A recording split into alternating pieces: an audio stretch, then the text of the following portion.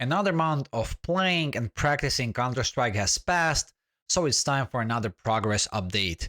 I want to look at some of the data that I have at my disposal to see how am I progressing and what can I improve. For those of you who like Counter-Strike highlights reels, stay tuned till the end of the video because I surely prepared some of the best actions from the last 30 days. Now let's have a look at the stats. Since the last video, I have played 36 matches in total. I struggled a bit to get away from the 910 elo range, but then in game 16, all the practicing that I put in started to show. Currently, I'm floating around level 5 Faceit. From now, it's just mostly onwards and upwards to level 6 and beyond. Compared to the last time I did this progress update, I have started using scope.gg a bit more.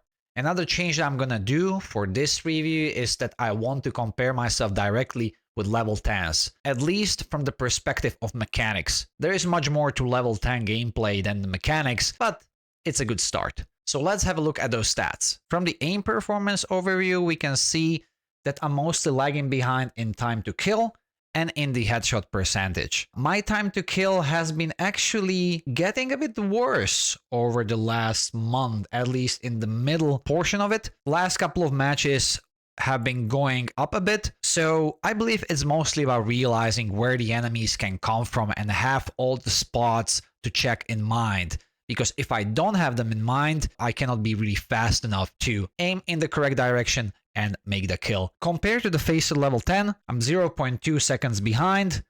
Doesn't seem like too much, but if we look at the percentages, I actually have to improve my time by at least 20%. So something to work on for sure. For the accuracy itself, it's actually level 10 average, so I'm pretty happy about that. And if I were to draw a line from the beginning of the month towards the end of the month, I believe that will be a trend upwards. So I'm also happy to see some progress in there, especially after the first third of the month.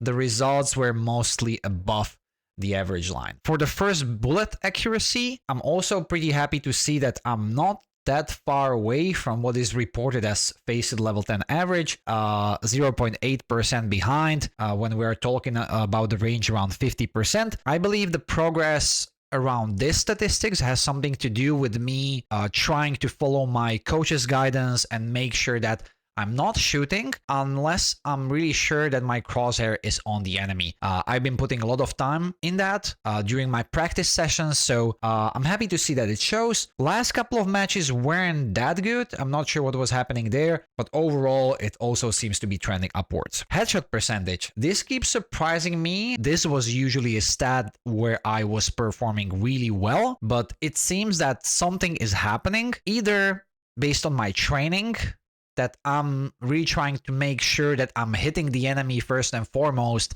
and not hitting the enemy only in the head.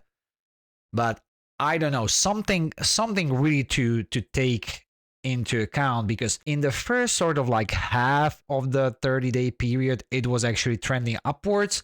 Now in the last matches, I'm trending downwards. So I really have to make sure that during my practices, I'm training that flick of the mouse and micro adjustments towards the head level, not only to the body level. So yeah, something to work on. For the grenade stats, not sure how much in depth we need to go there. Smokes per match, it doesn't show anything about the quality of how I throw the smokes. It's just about throwing the smoke. So this stats, I don't know. I mean, is it in any way useful? It means I'm throwing the smoke. So yeah, what I believe might be a bit more useful to look at is that flash duration. That means how successful I am in flashing the enemies, in throwing the flash where it actually blinds them. Compared to level 10, if the stats are correct, I'm missing 0.18 seconds, so it doesn't seem too bad, but it's rated in the red category, so I don't think there are too wide ranges. So it would seem that any small amount of time really helps if you're throwing the flashes. So